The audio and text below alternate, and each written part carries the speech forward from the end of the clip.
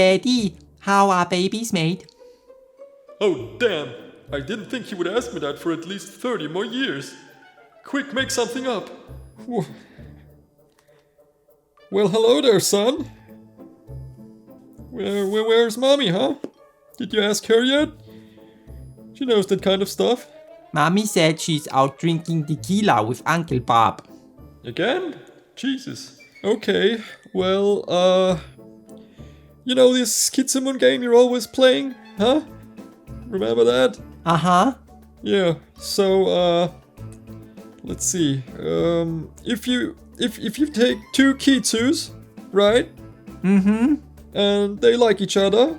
Yeah. You know, they spend some time together, you know, and Jesus. One of them lays an egg.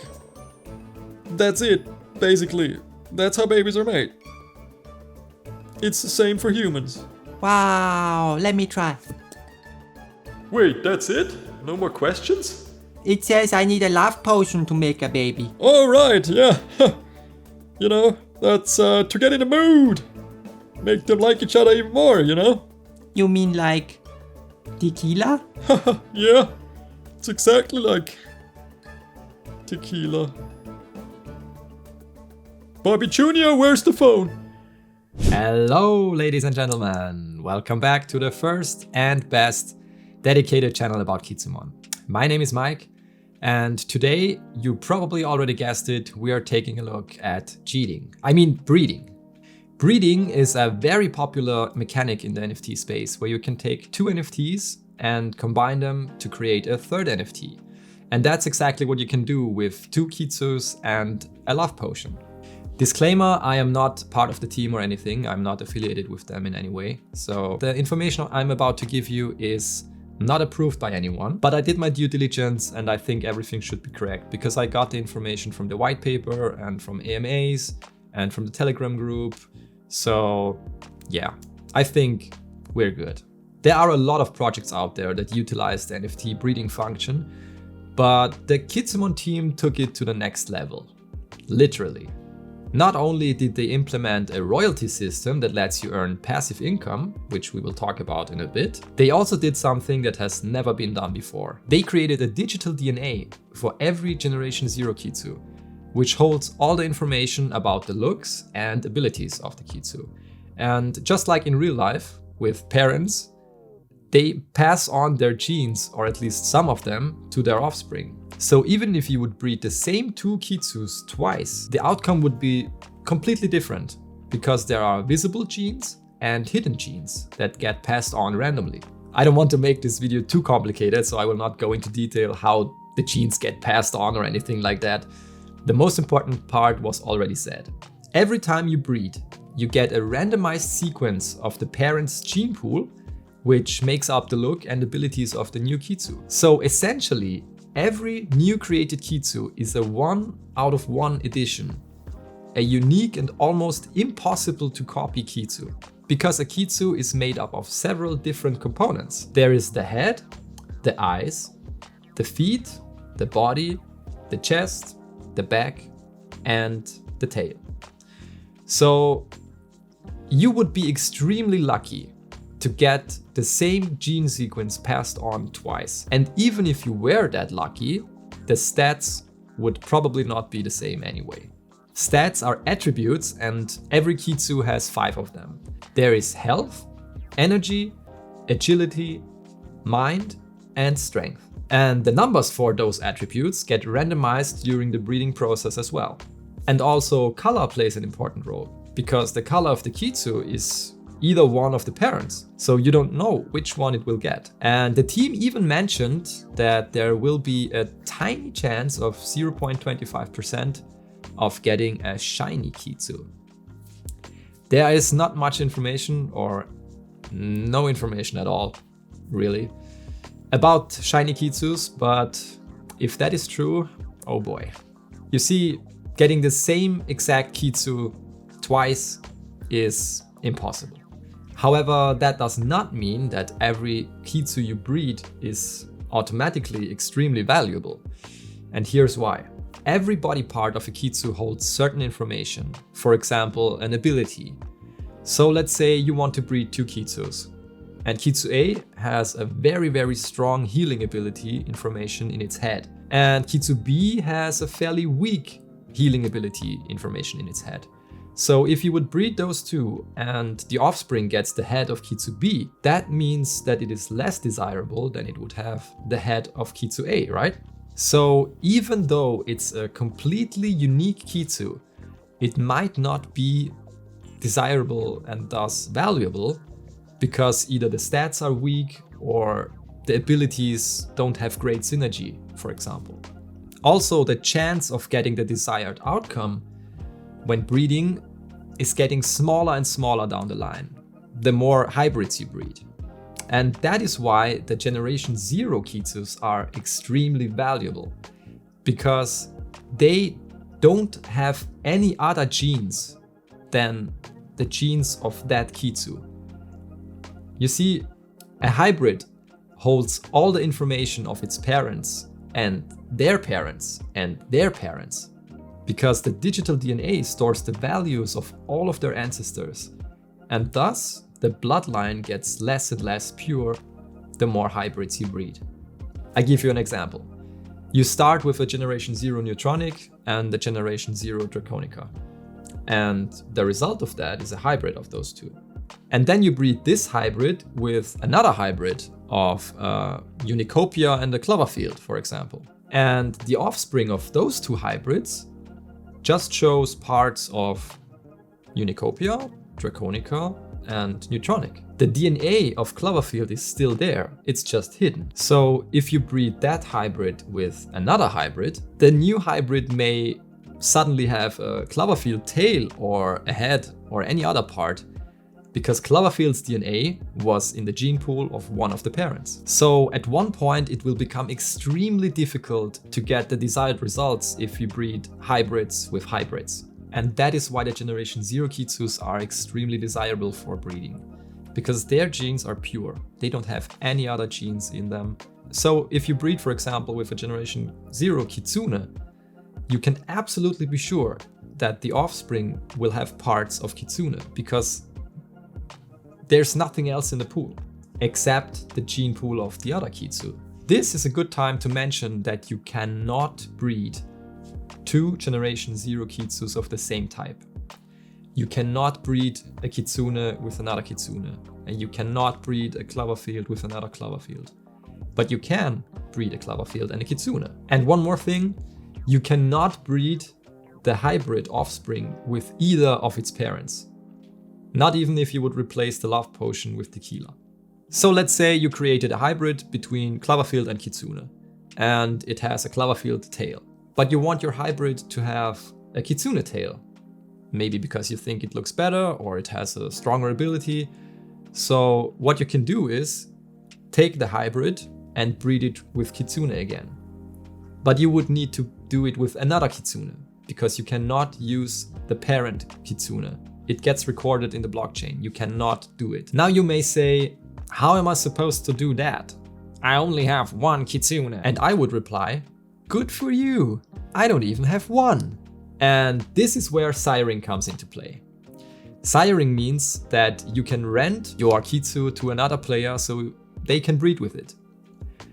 And you can charge a siring fee for that. And the cool thing about it is you get to decide how much the siring fee is. This feature is amazing because not only does it give you the opportunity to monetize your Kitsus passively as a sire, but it also gives others the opportunity to get genes from Kitsus they don't have. So let's take a look at how this whole breeding stuff works. Basically, you need 2 Kitsus. A sire, which is kind of the male, and a layer, which is kind of the female that produces the egg. And because Kitsus don't have a defined gender, they can be either. So if you have 2 Kitsus, you can decide which one is the sire and which one is the layer. If you only have 1 Kitsu, you need a sire that is willing to lend their Kitsu to you to breed with it. But let's stick to the easier example where you have 2 Kitsus. It's actually quite simple. You select the 2 Kitsus you want to breed, define who is the sire and who is the layer, add a love potion, and bam, you have an egg. Now there's a mechanic that helps to control the overall Kitsu population, so we don't end up with a gazillion Kitsus within 2 weeks. And that is the breeding cooldown.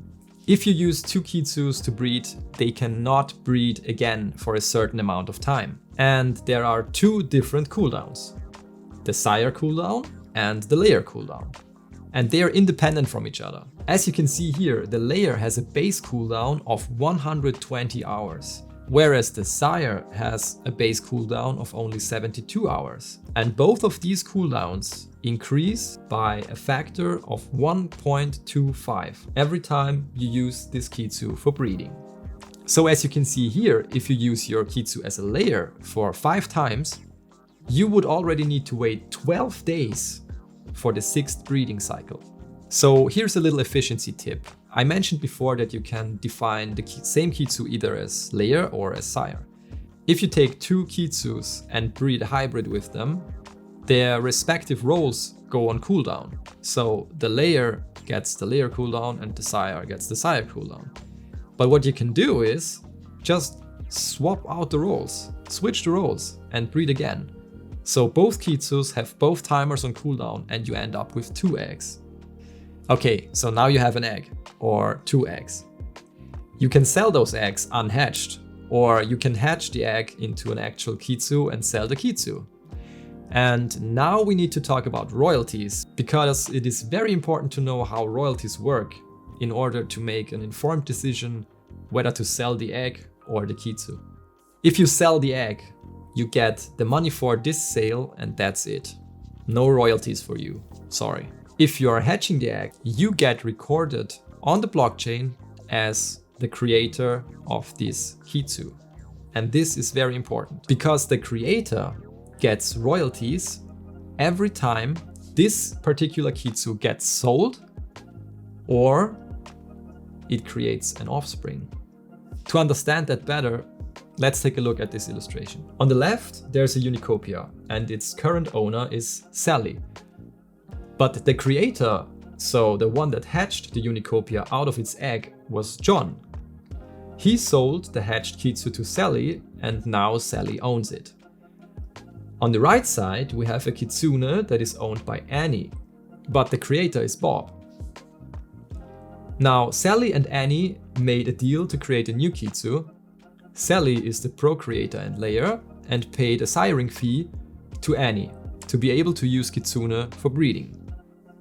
Now Sally is the owner of this newly created hybrid egg, and if she hatches it, she is also the creator of the newly created Kitsu. That means that if this hybrid is sold, she gets royalties. And that also means if that hybrid produces offsprings, she will get royalties. Parts of the royalties for this new Kitsu, however, go to the creators of the parent Kitsus, John and Bob. So what does that mean? Essentially, it means that if you sell an unhatched egg, you're selling your right to receive royalties for it along with it. Now let's take a look at the actual royalties. As I mentioned in my last video about the marketplace, which you can watch here, the market fee for every sale is 5%. Those 5% get split up in half, and 2.5% go to the team directly to keep the show running, and the other 2.5% go to the people involved in the breeding process. And here's the breakdown. 0.625% of every sale for the creator of the parent Kitsu 1. 0.625% of every sale for the creator of parent Kitsu 2. And 1.25% of every sale for the creator of the new Kitsu. This doesn't sound much at first, but remember, this goes on forever. Every time this Kitsu gets sold or an hybrid is created with this Kitsu. And if you have a very popular Kitsu that creates a lot of offsprings, those royalties can really turn into a little gold mine. If you made it this far into the video, I just want to say thank you for your time. Thank you for watching. Hit the like button if you like what you see. And as a reward for your patience, I have a little bonus tip, or I wouldn't call it a secret, but It's something not many people are aware of yet. You know how people jokingly call NFTs JPEGs? Because that's essentially what they are. They're just pictures with some metadata. Is that how you call it? Metadata? Metadata? Metadata? Let's just say they're pictures with some information that make them unique, okay? But not ours. Kitsumon NFTs actually are 3D assets. Yes, you heard that right. They are not pictures. They are actual 3D models that you can view, rotate, zoom in on, and you even can place them in augmented reality. How cool is that? They are saved in the GLTS format, which means that with some formatting, it should even be possible to print your Kitsu with a 3D printer. I mean, come on. This is unheard of. I have never seen anything like this in any other NFT project. Checkmate, apes. Now, if all of this has not convinced you yet to get your hands on some of the Generation Zero Kitsus, there's plenty more to come in my next videos. So make sure to subscribe to the channel and hit the notification bell, because at the time of this recording, the breeding feature is actually not yet live. Because Adia Digital, the awesome 3D asset studio that brings our Kitsus to life, needs a few more weeks to make sure that everything runs smoothly and looks fantastic. As always, thank you for watching, have a great day, and I see you in the Kitsumon Metaverse.